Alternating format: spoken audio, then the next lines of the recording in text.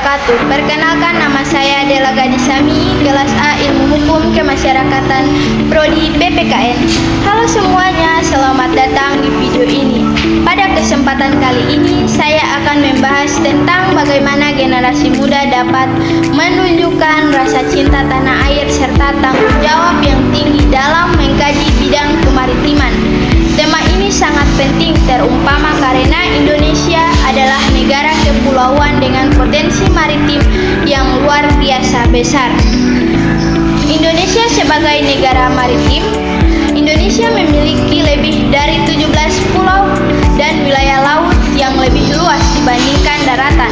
Laut tidak hanya menjadi jalur transportasi dan perdagangan, tetapi juga menjadi sumber pariwisata, negeri, dan keanekaragaman hayati. Kesadaran akan identitas Indonesia sebagai negara maritim menjadi dasar penting bagi setiap warga, terutama pelajar dan mahasiswa, untuk memahami bahwa laut adalah masa depan bangsa.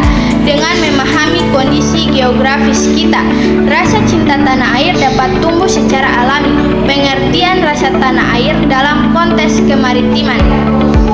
Rasa tanah air bukan hanya sekedar bangga menjadi orang Indonesia, tetapi juga mencakup rasa peduli, rasa memiliki, dan keinginan kuat untuk menjaga wilayah negara.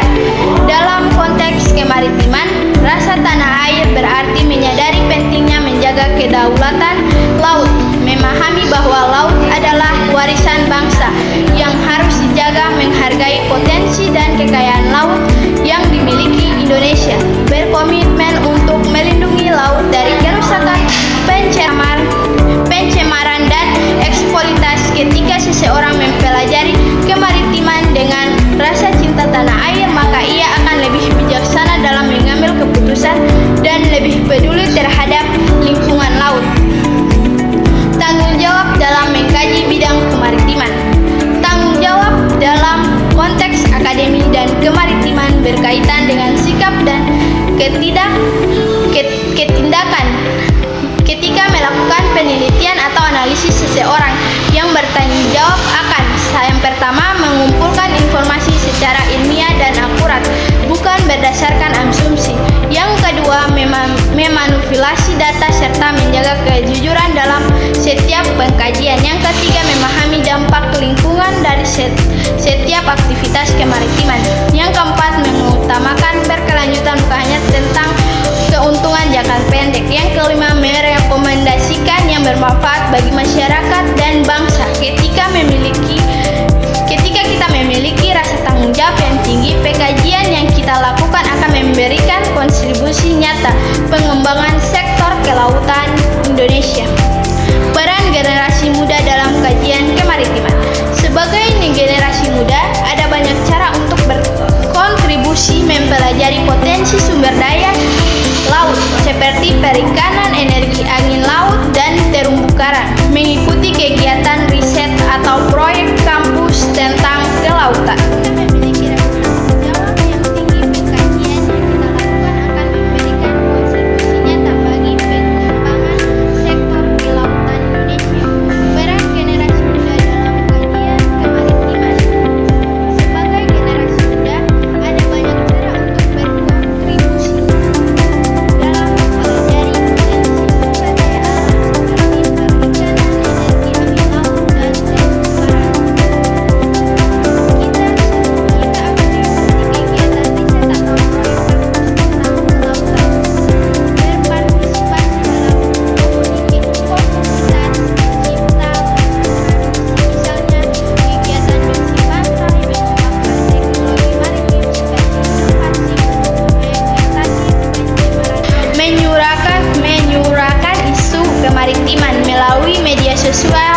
Media sosial dengan informasi yang edukatif.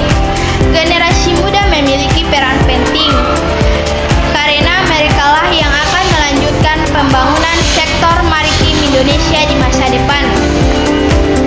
Ancaman terhadap kedaulatan dan kelautan.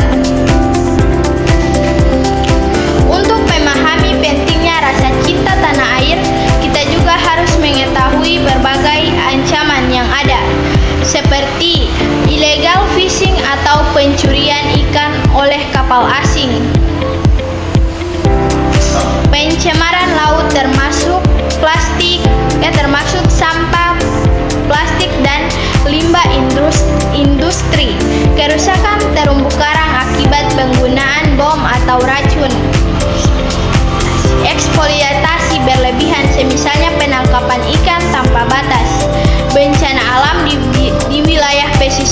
seperti ambrasi dan kenaikan permukaan laut. Dengan memahami ancaman-ancaman ini, generasi muda bisa lebih sadar bahwa menjaga laut berarti menjaga masa depan bangsa. Mengapa cinta tanah air dalam kemaritiman itu penting? Karena ada beberapa alasan mengapa rasa cinta tanah air harus ditanamkan dalam kajian kemaritiman. Laut adalah sumber panggang masa depan. Laut menjadi penentu perekonomian Indonesia. Laut adalah identitas budaya bangsa. Laut merupakan bagian dari kedaulatan negara. Laut adalah rumah bagi jutaan makhluk hidup yang harus dijaga tanpa rasa cinta tanah air. Pengelolaan laut bisa dilakukan secara sembarangan dan merugikan generasi berikutnya. Sikap nyata yang menunjukkan rasa cinta tanah air dan tanggung jawab dalam kemaritiman berikut beberapa tindakan nyata. Tidak membuang sampah ke laut, mendukung kampanye pelestarian laut, belajar ilmu kelautan dengan sungguh-sungguh, menghargai budaya bahari Indonesia seperti tradisi nelayan, menggunakan teknologi yang ramah lingkungan, memberikan edukasi kepada masyarakat sekitar tentang pentingnya laut. Tindakan kecil jika dilakukan bersama akan memberikan dampak besar. Sekian dari saya, semoga video ini bermanfaat bagi kita semua. Terima kasih. Wassalamualaikum warahmatullahi wabarakatuh. Sumber daya alam kemaritiman. Sumber daya alam kemaritiman adalah segala sesuatu yang ada di dasar maupun di permukaan laut yang dapat dimanfaatkan untuk berbagai kepentingan dan kebutuhan hidup manusia. Adapun potensi sumber daya alam kemaritiman yang pertama adalah perikanan. Perikanan merupakan segala usaha penangkapan ikan serta pengolahan sampai dengan pemasaran hasilnya. Berdasarkan peralatan yang digunakan, usaha penangkapan ikan air laut dibedakan menjadi dua, yaitu secara tradisional dan secara modern. Secara tradisional berarti menggunakan peralatan sederhana seperti perahu yang bergantung pada tenaga angin dan manusia, serta menggunakan jala sederhana dan alat pancing.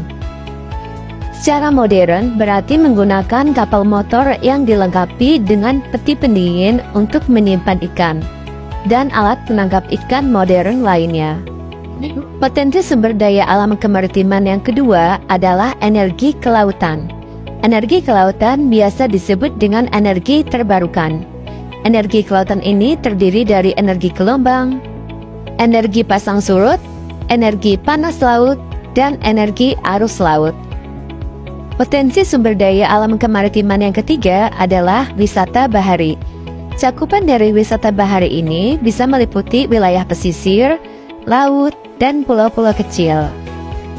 Aktivitas bahari yang bisa dilakukan yaitu antara lain berenang, berjemur, olahraga air, memancing, dan fotografi bawah laut.